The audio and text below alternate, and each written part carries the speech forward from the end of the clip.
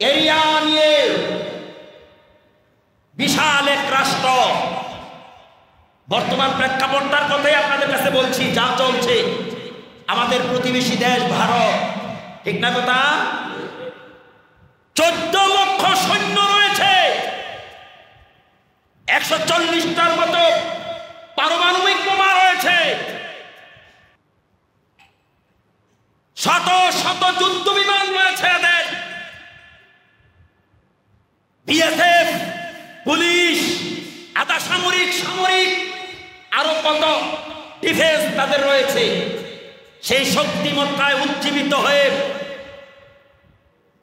পার্শ্ববর্তী দেশ মুসলমান মুসলিম রাষ্ট্র 98% মুসলমানের দেশ পাকিস্তানের বিরুদ্ধে এরা লড়বে, লড়াই করবে হুমকি ধমকি দিয়ে। আক্রমণ করার জন্য নাটক কি করলো?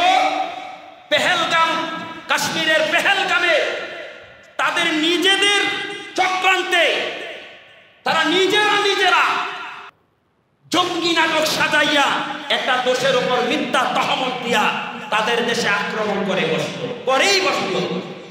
এর আগে জাতিসংঘ সহ সারা দুনিয়ার যত রাষ্ট্র আছে সবাই তাদেরকে নিষেধ করলো, না, সংলাপে আসেন, আপনারা উভয়রা দোষারোপ করছেন, একটা সিস্টেমের মাধ্যমে এটা সঠিক তদন্ত তথ্য উপাত্ত সংগ্রহ করা হোক, এরপরে হয়তো লাগেন না। কাউকে মূল্যায়ন করলো না, শক্তিমত্তা হয়ে আক্রমণ করেই বসলো। তাও আক্রমণ করলো কোথায়? মসজিদে আর মাদ্রাসায়। কি আপনারা জানেন না? বোধহয় এই এলাকার মানুষ বোধহয় ইন্টারনেটের সাথে সম্পৃক্ত নাই, নেটের সাথে যোগাযোগ নাই আপনাদের। আক্রমণ করলো কোথায়? মুসলমানদের পবিত্র স্থান, মুসলমানদের হৃৎপিণ্ডের স্পন্দন, মুসলমানদের শান্তির নীড় আল্লাহর ঘরের উপর। আর করলো দ্বীন শিক্ষা প্রতিষ্ঠান মাদ্রাসায়। আমি মনে করি ভারতের এই কুখ্যাত ভারত পাকিস্তানের উপর হামলা করে নাই, হামলা করেছে মুসলমানদের ধর্মীয় অনুভূতির উপরে। কি মনে করেন আপনারা?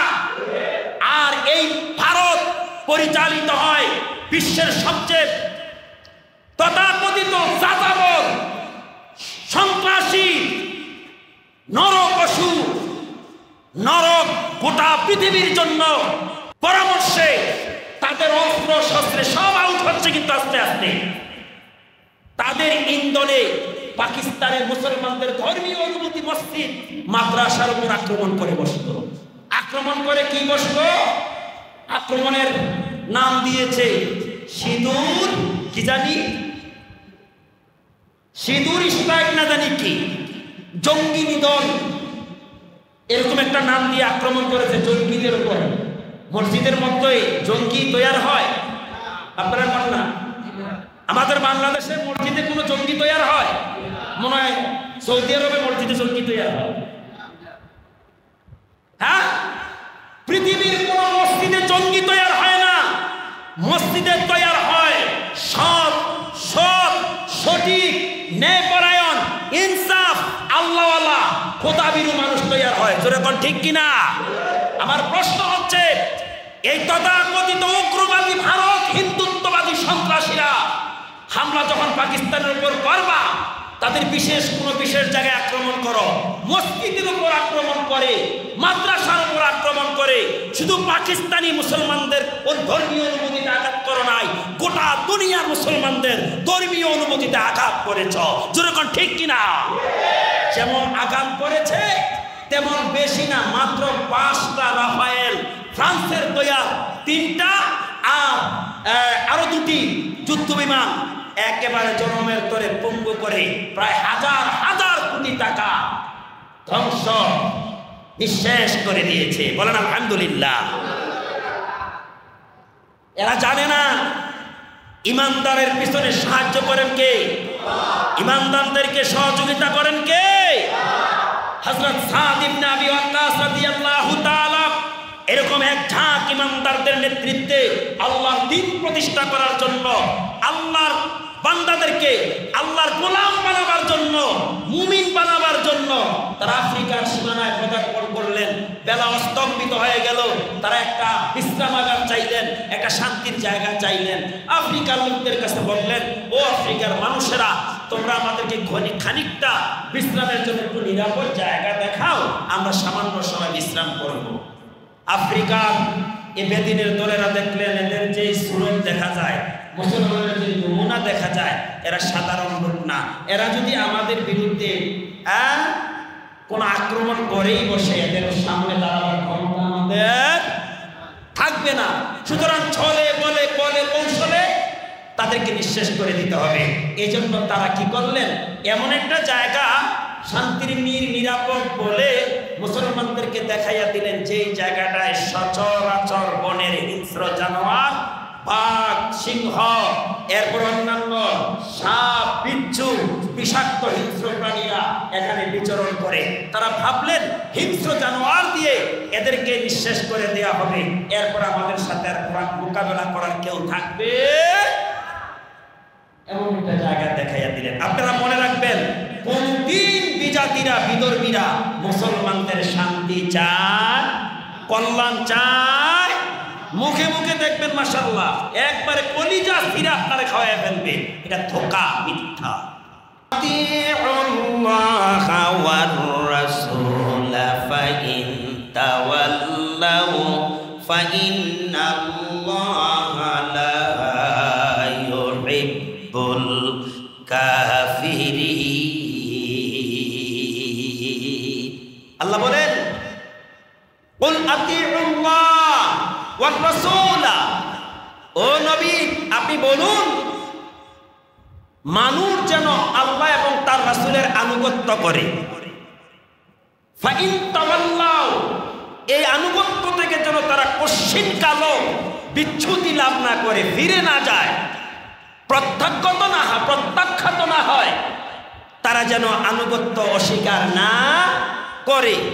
যদি তারা করে তাহলে ফাইন্নাল্লাহ, নিশ্চয় আল্লাহ তাআলা লা ইউহিব্বুল কাফিরিন, কশিন কালো অবাধ্যকারীদেরকে, অস্বীকারীদেরকে পছন্দ করে।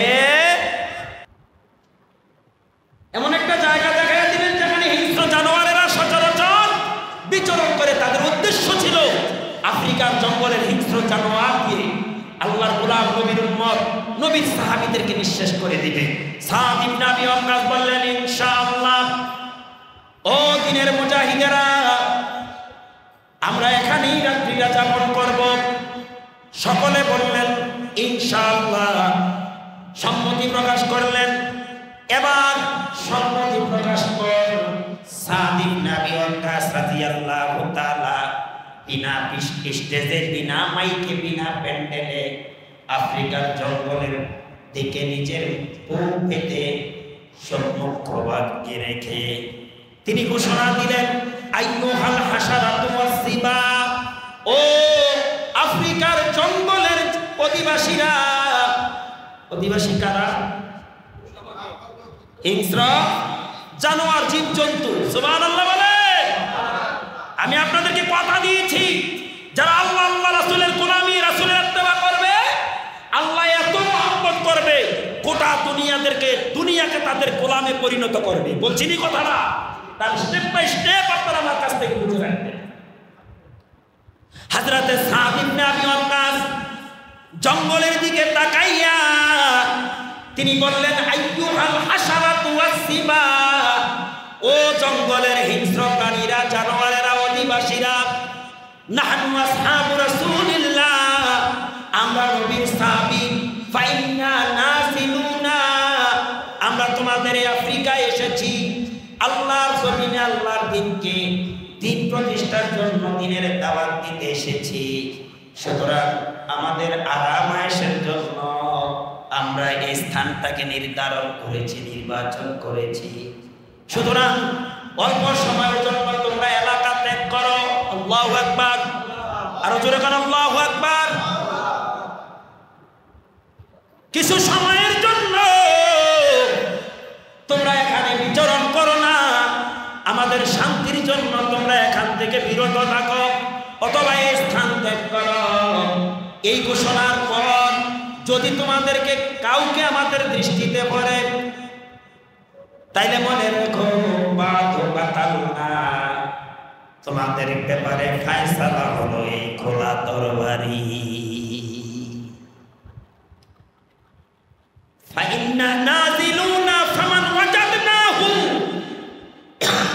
আমাদের নিরাপত্তার জন্য তোমরা আমাদের এখান থেকে সরে পড়ো। এই ঘোষণার পর যদি তোমরা আমাদের কারো চোখের দৃষ্টিতে পড়ে তাহলে মনে রাখবা বাদু পাতাল না, তোমাদের ব্যাপারে ফায়সালা হলো খোলা তরবারি। চিৎকার মেরে বলেন সুবহানাল্লাহ। একটু আগে ওয়াজ শোনাইলেন কারে? দাজলা নদীরে। নদী কথা শুনছে কি শুনে নাই? এখন ওয়াজ শোনাচ্ছে আফ্রিকার জঙ্গলের হিংস্র জানোয়ারদেরকে। এবার জানোয়ারেরা কথা শোনে কিনা এবার খেয়াল করেন। যখন বললেন আমাদের নিরাপত্তার জন্য তোমরা এলাকা ত্যাগ করো, তখন কি করলেন? বাঘ বাঘের বাচ্চা, সিংহ সিংহের বাচ্চার গর্দান, বিভিন্ন প্রাণীরা তাদের সাওয়াল ডিম বাচ্চা নিয়ে যার যার পথ ধরে ওই জায়গাকে নিরাপদ আরামদায়ক করে দিলেন।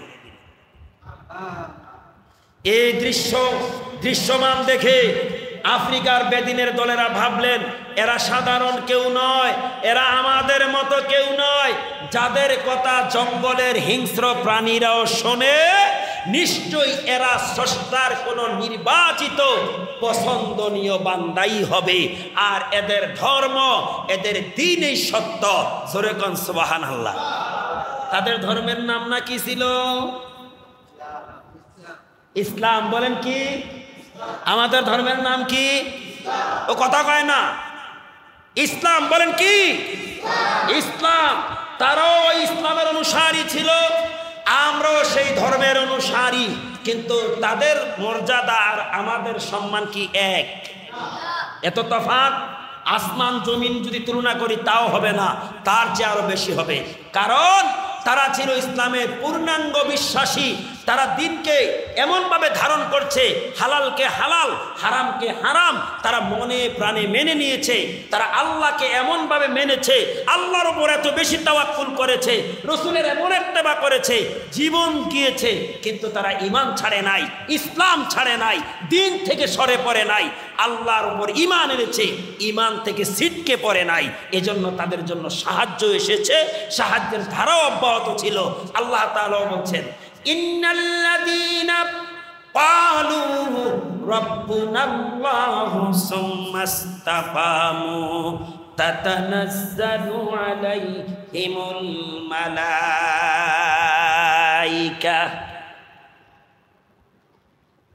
নিশ্চয়ই যারা এই স্বীকৃতি প্রদান করে আল্লাহ ছাড়া কোনো মাবুদ নাই, কোনো রব নাই, কোনো ইলাহ নাই, সুম্মাস্তাকামু, এই ঘোষণার পর তারা এই দাবির উপর অটল অবিচল অ্যাক্টিভ থাকে, তাতানাজ্জালু আলাইহিমুল মালায়েকা, আমি আল্লাহ তাদের জন্য সাহায্য পাঠাই।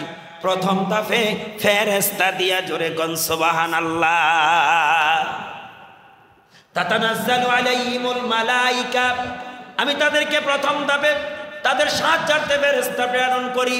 আল্লাহ তাখাফু, তাদের কোনো ভয় নাই, ওয়ালা তাহজানু, তারা চিন্তিত হবে না, ওয়া আবশিরু বিল জান্নাহ, তাদের জন্য জান্নাতের শুভ সংবাদ রয়েছে।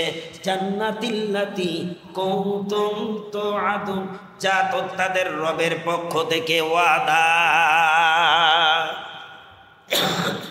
প্রিয় ভাইয়েরা, তাইলে শুধু ওই সকল ওই যুগে ইমানদারদেরকে আল্লাহ সাহায্য করবেন না, যুগে যুগে কিয়ামতের আগ পর্যন্ত যারা ঈমানের স্বীকৃতি দিবে আর ঈমানের উপর অটল অবিচল থাকবে, আল্লাহ তাদেরকেও সাহায্য করবেন। তাদের কোনো ভয় থাকবে না, তাদের কোনো চিন্তা থাকবে না, কারণ তাদের পক্ষে অলৌকিকভাবে আছে কে? অদৃশ্যভাবে কে আছে? আল্লাহ তাআলা আমাদেরকে সেই ঈমানের উপর অটুট রেখে তার গোলামি, তার হাবিবের ইত্তেবা করার তৌফিক আল্লাহ দান করেন। আমরা বলি জোরে বলেন আমিন। আমার বন্ধুগণ, আপনাদের কষ্ট হচ্ছে? সময় কিন্তু অনেক হয়ে গেছে। আমি বলছিলাম সংক্ষিপ্ত সময়ের মধ্যে আমি আপনাদেরকে নিয়ে আজকে আখিরি মুনাজাত দিয়ে আলোচনা শেষ করে দেব। কষ্ট হইতেছে না বলতে?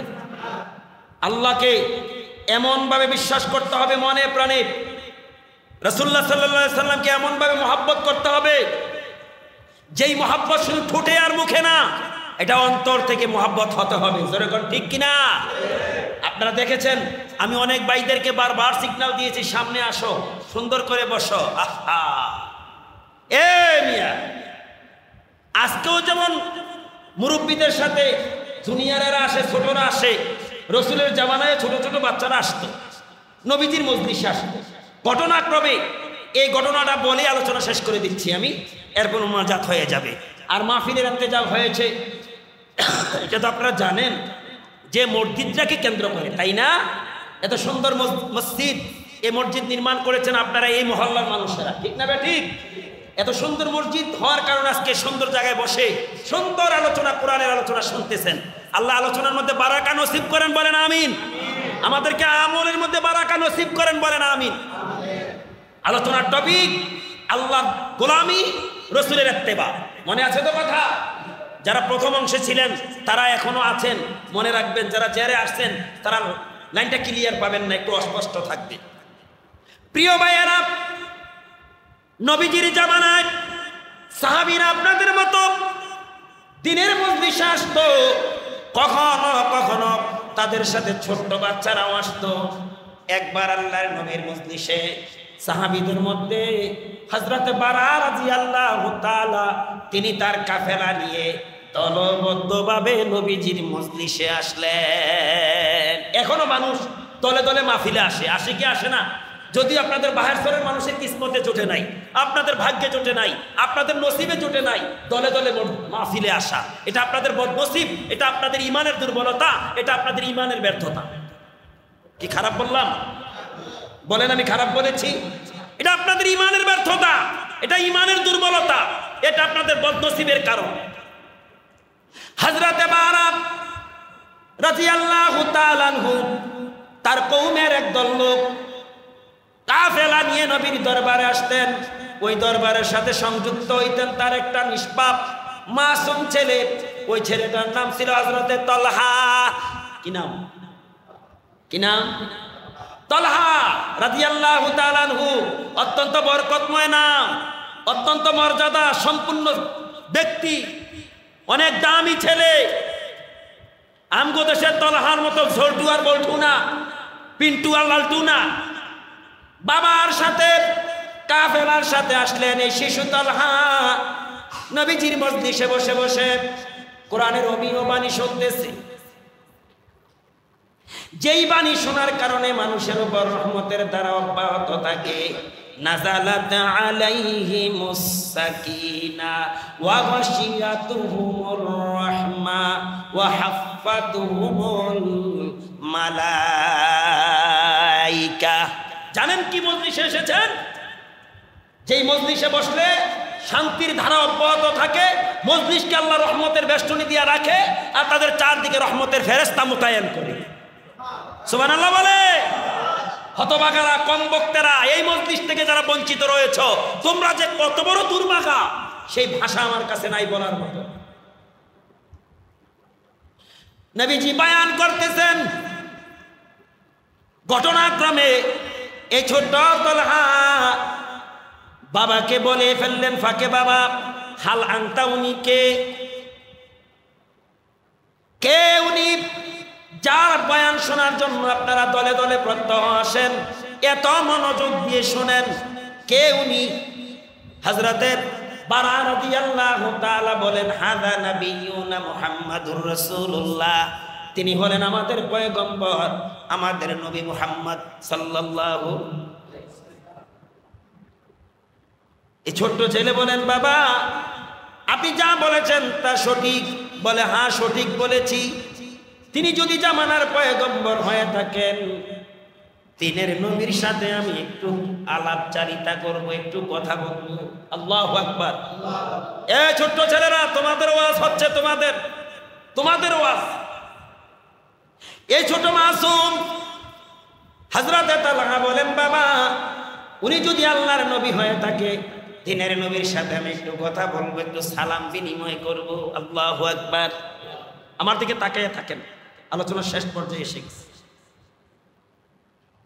হযরতে বারা রাদিয়াল্লাহু তাআলা দেখলেন পয়গম্বর আলোচনারত এই মুহূর্তে আলোচনার মধ্যে প্রতিবন্ধকতা সৃষ্টি হবে, তাকে বারণ করলেন, না না না, শোনে না, বারণ মানে না, আমি দিনের নবীর সাথে সালাম বিনিময় করব, একটু আবেগ পেশ করব।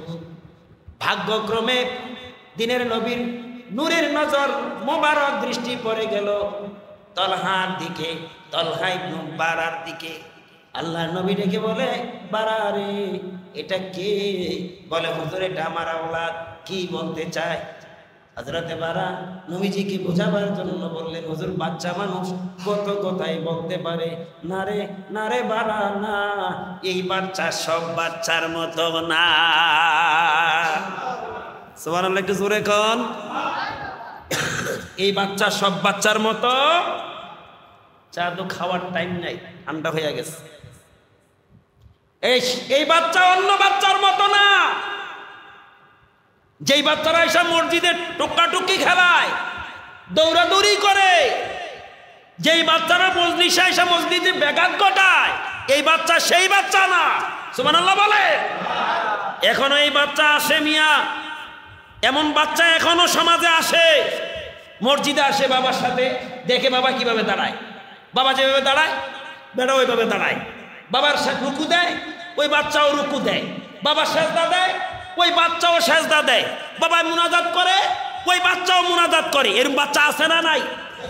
আবার এমন বাচ্চা আছে নামাজের আগে দিয়ে এই মাথা থেকে ওই মাথা একটা দৌড় মারে, ওই মাথা থেকে আরেকটা দৌড় মারে। নাই নাই, আছে না নাই?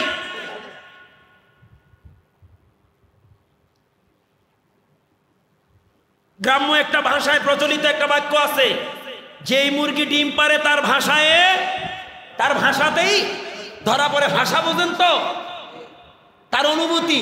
দেখবেন মুরগি যখন ডিমওয়ালা হয় তখন এটা জিকির করে, করকর করকর করকর করে।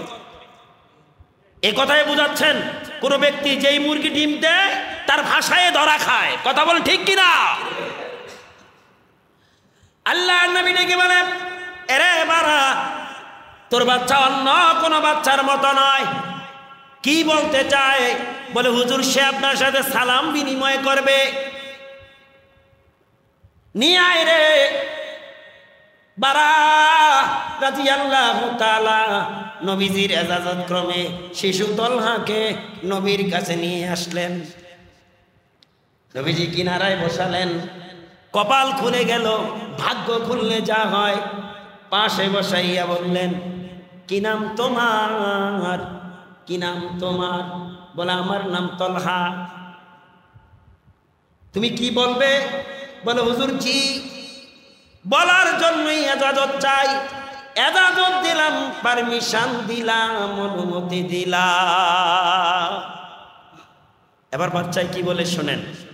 এবার বাচ্চা বলে, আনা উহিব্বুকা ফিল্লাহ, দিনের নবী গো, আমি আল্লাহর জন্য আপনাকে মোহাব্বত করি, ভালোবাসি। আর আমরা কই একজন আরেকজন আই লাভ ইউ। কেন? I hate you. এই শিশু তলহা বলে, আনা উহিব্বুকা ফিল্লাহ, নবী গো আমি আল্লাহর জন্য আপনাকে ভালোবাসি। চিৎকার মেরে বলেন সুবহান। হাদিসে আসছে, আল মারউ মা মান আহাব্বা, যে যাকে ভালোবাসবে তার সাথে তার হাসর হবে। বুঝেন নাই মনে হয়? মাইলে কাফের সুয়ে কাফের নিশাওয়াত, মাইলে মুমেন সুয়ে মুমেন নিশাওয়াত। সহবতে সলে তোরা সলে কুনাত, সহবতে তলে তোরা তলে কুনাত। আল মারউ মা মান আহাব্বা, যে যাকে মোহাব্বত করবে তার সাথে তার হাসর হবে, মিজান হবে, সিরাত হবে, জান্নাত লাভ করবে। পক্ষান্তরে যদি কোনো বেদিনের সাথে, বিধর্মীর সাথে, খোদাদ্রোহী ইবলিসের সাথে তার ভালোবাসা হয়, তার অবস্থান জাহান্নাম হবে, সে তার সাথে জাহান্নামে অবস্থান করবে। ফ্লাস্ক কি নিয়ে গেছে না? আছে। জি, আমরা একটু জিকির করি, একটু জিকির করি, পারবো আমরা ইনশাল্লাহ? সুবহানাল্লাহ, আলহামদুলিল্লাহ, লা ইলাহা সুবহানাল্লাহ, আলহামদুলিল্লাহ। আর একটু মুহাব্বতে, আর একটু মুহাব্বতে, সুবহানাল্লাহ, আলহামদুলিল্লাহ।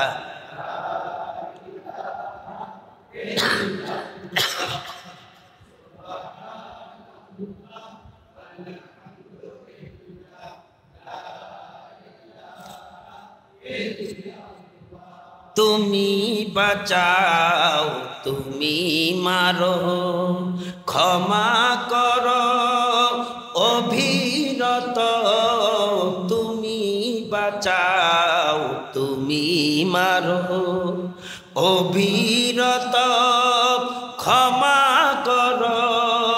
ধরার যেজন তাকেই ধরো, ধরার যেজন তাকেই ধরো। তোমার মুঠোয় সবই আল্লাহ, সুবহানাল্লাহ, আলহামদুলিল্লাহ।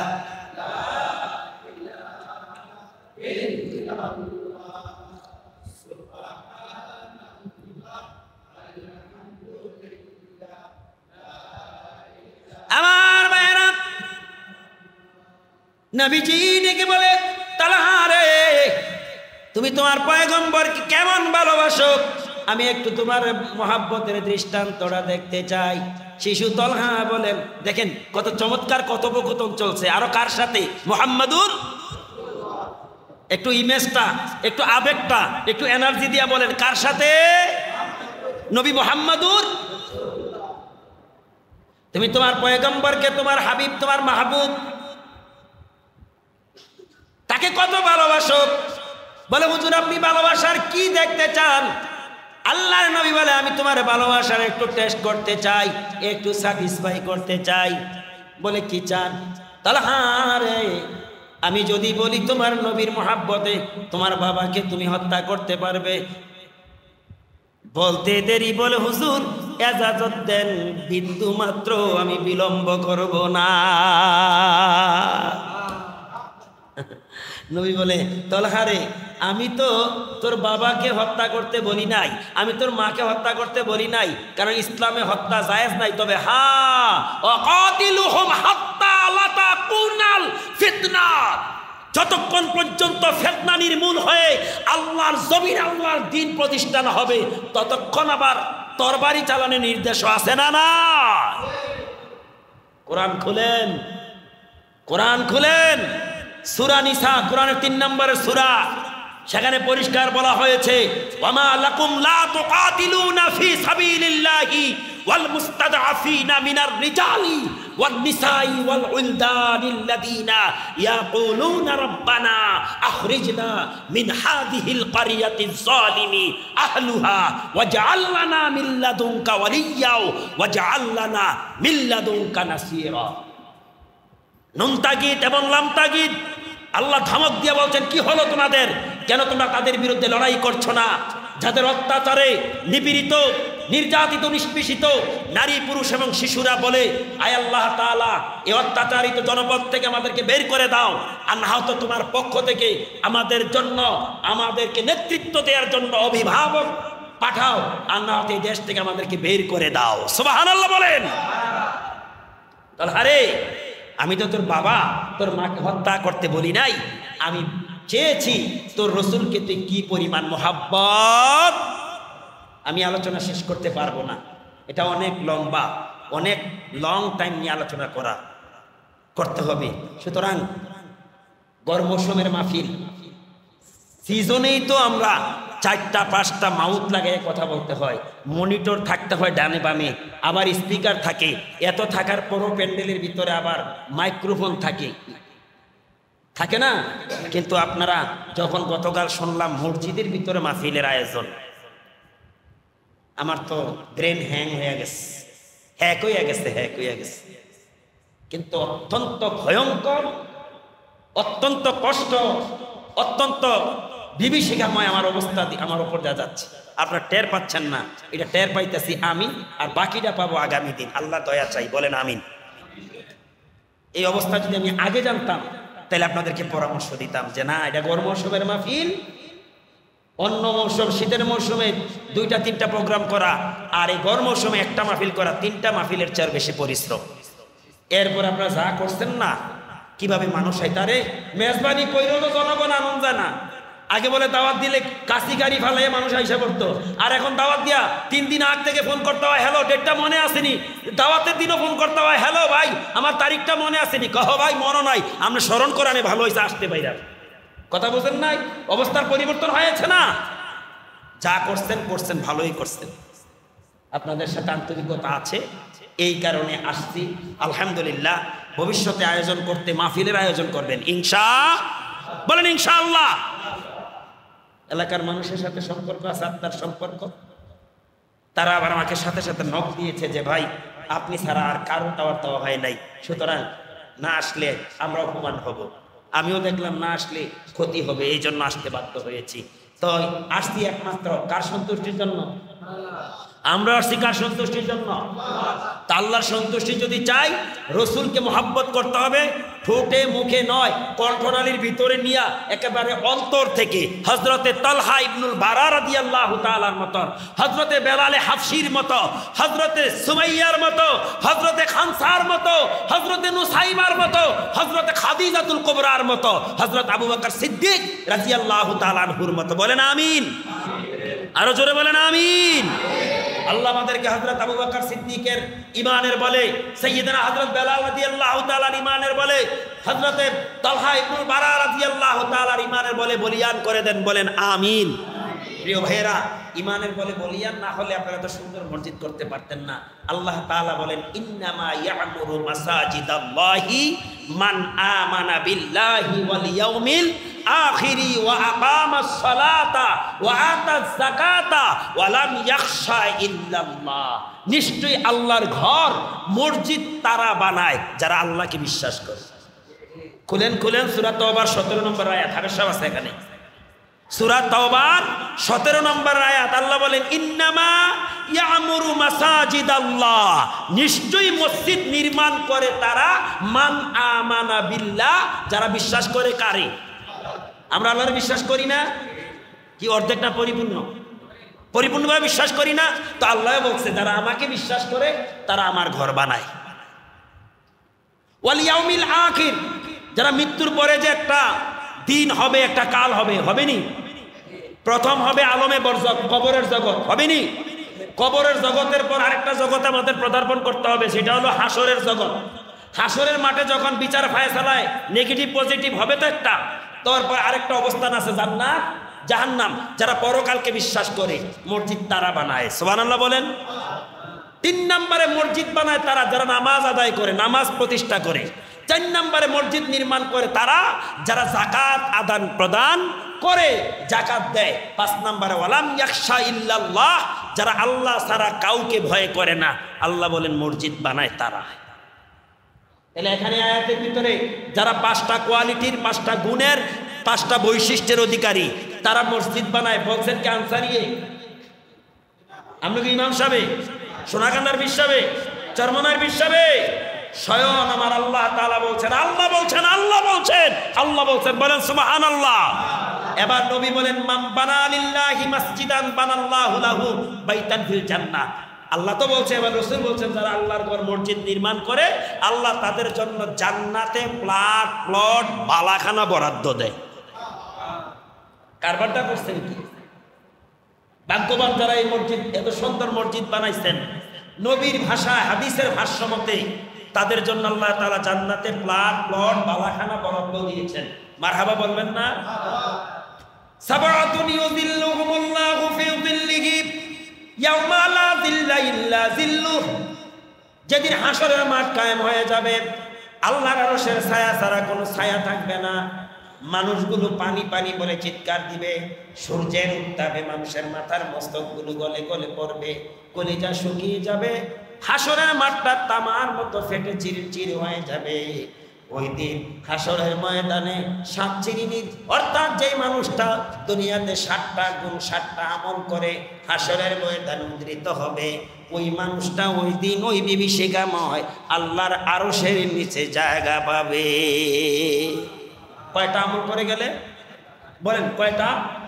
1 নম্বরে ইমামুন আদেল, ন্যায়পরায়ণ হওয়া, হ্যাঁ, ইনসাফওয়ালা হওয়া। 2 নম্বরে ওয়াশাবুন নাশাআ ফি ইবাদাতিল্লাহ, যেই লোকটা যৌবন কাল থেকে ইবাদতের প্র্যাকটিস করে, সুবহানাল্লাহ বলেন। 3 নম্বরে ওয়ারাজুলুন কলবুহু মুআল্লাকুন বিল মাসজিদি ইলা খারাজা মিনহু হাত্তা ইয়াউদা ইলাই, যেই ব্যক্তিরা আল্লাহর ঘর মসজিদ আবাদ করে, মসজিদে আবাদ করার পর যখন আবার শেষ সময় শেষ, কি আপনারা কি নামাজ পড়ে মসজিদে শুয়ে থাকেন নাকি? জোহরের নামাজ পড়ে কি আসর পর্যন্ত শুয়ে থাকেন? আল্লাহ তো এমন কথা বলছে না তোমরা শুধু মসজিদে মসজিদে থাকো। আল্লাহ বলছে নামাজ প্রতিষ্ঠা হলে ফান্তাশির ফিল আরদ, জমিনে নেমে যাও জীবিকা অন্বেষণের জন্য। আবার জমিনে যাওয়ার পরে, বেরিয়ে যাওয়ার পর তাদের দিলের একটা রিলেশন কানেকশন থাকে, আবার কখন ডাক পড়ে হাইয়া আলাস সালাহ, আবার আসো নামাজের দিকে। এই ধরনের লোকগুলা আল্লাহর আরশের নিচে জায়গা পাবে, যেদিন আল্লাহর আরশের ছায়া ছাড়া কোনো ছায়া থাকবে। এইরকম কিছু ভাগ্যবান লোকের দরকার।